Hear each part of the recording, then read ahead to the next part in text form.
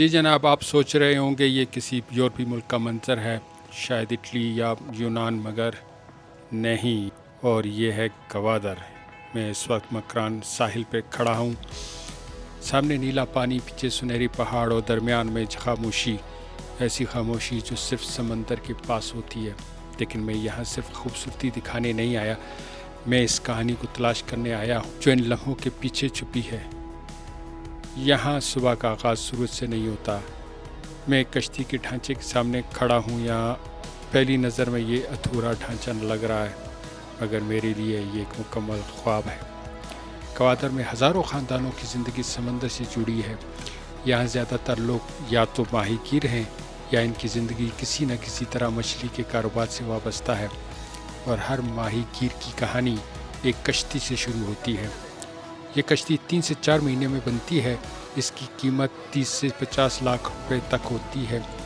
یہاں کوئی computerised design نہیں، کچھ انجینئرنگ سافٹ ویئر نہیں، صرف تجربہ، صرف آنکھ کا اندازہ اور نسلوں کا منتقل ہوتا ہوا ہنر۔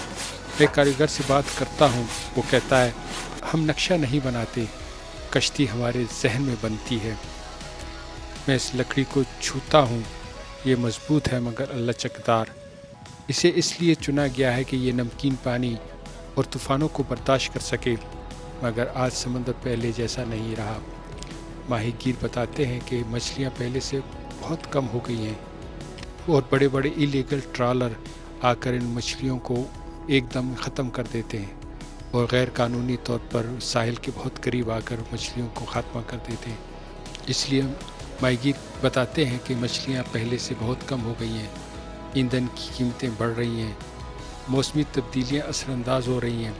پاکستان کی ساحلی پٹی تقریباً 660 کلومیٹر پر پھیلی ہوئی ہے، اور ملک کی سمندری پیداوار لاکھوں ٹن سالانہ تک پہنچتی ہے، مگر گوادر کے لوگوں کے لیے یہ صرف ایک اعداد و شمار نہیں، یہ روزی ہے، یہ بقا ہے۔ لکڑی کا خمیدہ ڈھانچہ، نیلا آسمان اور پس منظر میں سمندر۔ دنیا گوادر کو بندرگاہ کے طور پر دیکھتی ہے، خبروں میں اسے اسٹریٹجک اہمیت کے ساتھ جوڑا جاتا ہے، لیکن یہاں ان ہاتھوں میں جو ہتھوڑی تھامے ہوئے ہیں، گوادر صرف سیاست نہیں، زندگی ہے۔ جب یہ کشتی مکمل ہوگی، اس پر دعا پڑی جائے گی، اسے پانی میں اتارا جائے گا، اور پھر یہ سمندر کے حوالے کر دی جائے گی۔ سمندر جو کسی کا نہیں ہوتا مگر سب کو آزماتا ہے۔ میں سوچتا ہوں، شاید اصل خوبصورتی ان پہاڑوں میں نہیں، نہ اس نیلے پانی میں، اصل خوبصورتی ان ہاتھوں میں ہے جو خواب کو لکڑی میں تراشتے ہیں۔ تو اگلی بار جب آپ گوادر کا نام سنیں، صرف بندرگاہ کو یاد نہ رکھیے گا، صرف سی پیک کو یاد نہ رکھیے گا، ان کشتیوں کو بھی یاد رکھیے گا جو خاموشی سے بن رہی ہیں، کیونکہ گوادر صرف ایک جگہ نہیں، یہ ایک روایت ہے، یہ ایک جدوجہد ہے، یہ ایک امید ہے، اور میں اس امید کو کیمرے میں محفوظ کر رہا ہوں۔